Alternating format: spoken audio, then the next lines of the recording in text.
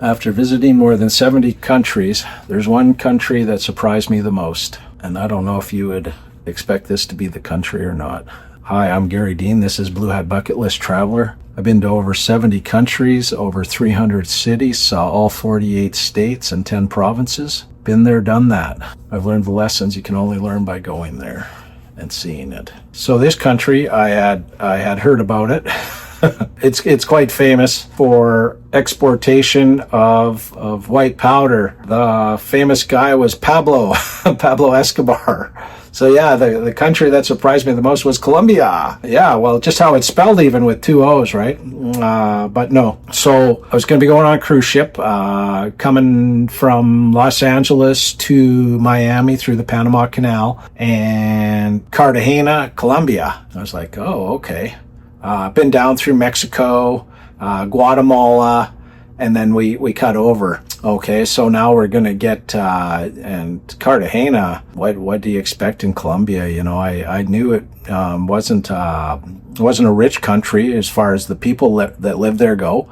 Not that, you know, Guatemala, you know, Mexico, they're not either, but, you know, and Colombia, just my impression of Colombia, because of the Pablo and all that, was that it's dangerous, that it's not a safe place. And I'd never really, you know, just crowded, and I'd never, you know, expected. And then our stop is Cartagena. We're pulling out. I get out there early. We're going to be pulling in there on this cruise ship. I was on the NCL Bliss, which is a big, beautiful ship. And I'm looking from like the 16th or 17th deck, whatever it is, way up high there. And it's got the front view, so it's perfect. And there's Cartagena, and I was like, holy cow. It looked like Miami or something. Like, had I been to Miami by then? Hard to say. Maybe. But, you know, I'd seen Miami from Miami Vice or whatever, I guess. But all those buildings, like the condos and the hotels and the beaches, I was just like, wow. I was shocked. And it turned out that a lot of the Pablo money had built a lot of that, because the government seized a lot of Pablo stuff that was built there. So his money was what helped build that up. But yeah, I was just really impressed with. So we pull in, and I've got a tour booked with NCL. We're going to go see Cartagena. I didn't even really, you know, I just want to see Cartagena, and I get on this tour. It's just beautiful. They had kept, so you got all the modern stuff that you see when the ship pulls in, which is the condos and, you know, the hotels and just all the beaches and all that. But then on the tour, you get back into the older parts of that city, and they've kept it all original. They're not allowed to change it. It'll have the original exterior. The interior might be all redone and fancy and everything, but the outside looks just like it's always looked. And all of a sudden, you know, so we're in the squares and we're doing all this stuff, and it's amazing. And then the Inquisition, I was like, what?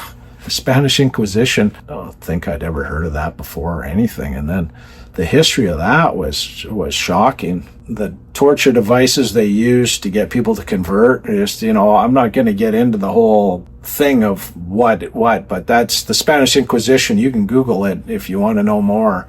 But yeah, it was shocking to me. But the beauty of the city itself was, you know, the original, from the original architecture to the fancy hotels to the beaches to the condos. It was all just amazing, you know. The big fort, there's a big fort there. They took us to the big fort. You know, I don't want to, it's all, you know, rainbows and roses and sunshine, you know. The hard part was the street vendors. They follow the tour buses, you know. Okay, we did the fort, now good, we're going to leave them. You know, because they warned us, you know, don't be throwing your money, don't be flashing your money around, and, you know, things like that. You got to be careful. They're not going to be responsible for you if somebody grabs your stuff, you know. So it was leave your bags on the bus, you know, just if you want, just take, you know, a bit of cash in your pocket, not too much, kind of thing. But if you want to buy some stuff. But better to not buy anything off the street vendors. They said we're going to go to gift shops later and we're going to do it there. But everywhere we stopped, they would just follow that bus. You would leave and you'd, oh, good, we're not going to see them again. And then you get off the bus, same vendors. They got on their scooters or whatever and got, they just followed the bus, and there they were. And so that was a hassle. I didn't even say no anymore. I just walked and didn't no eye contact. I didn't get any. And here's a funny story. We were at one of those squares, where they got the monuments and everything, and there's a picture, there's a couple soldiers and this big cannon. And oh, that's a good picture. So click, I take a picture, and all of a sudden the soldiers come to life. It's these two Colombian guys have painted themselves all up and had stood still, like statues by this thing. And now they want money out of me.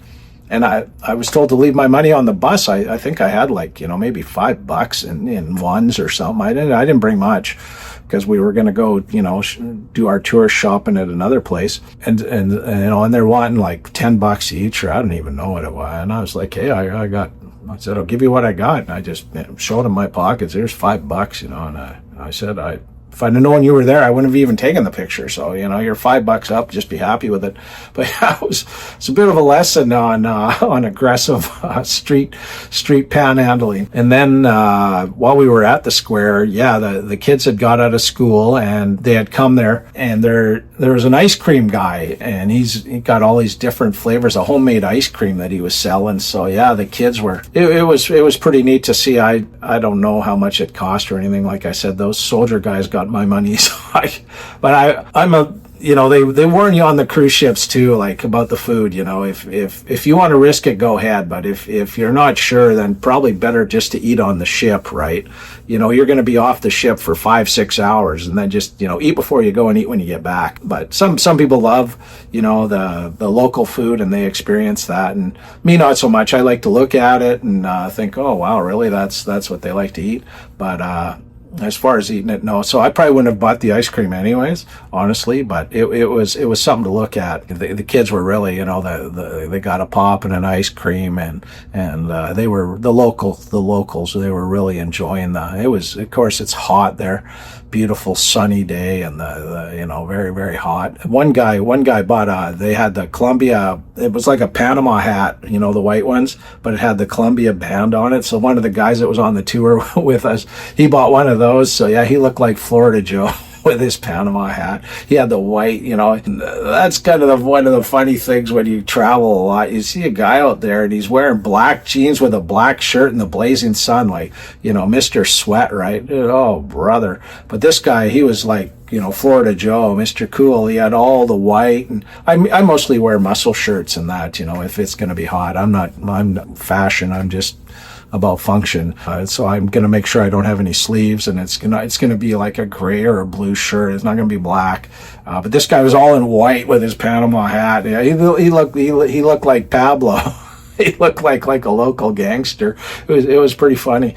But yeah, Colombia surprised me. Like I said, I was pretty wowed by it. I mean, there's other countries too. Panama would have been a close second. We pulled in there, and I had no idea all that banking money and all that canal money built that kind of thing. The architecture, because they have like unlimited budget in some of those places, like Dubai, just unlimited budget to build. So pretty wow. Panama was wow, and Dubai was wow as far as the stunning visual of the city goes. But yeah, for me, my number one was Colombia, and that's why I'm glad I went, because my thoughts of Colombia were, not a place I wanted to visit, and then I go there and I'm like, hey, wow, this is very, very nice place. It was safe. It was modern. It had everything one could need. And I've known friends that have gone to Colombia and different parts of Colombia, and they really enjoy it. So yeah, for me, it was, you can't really know a place until you go there.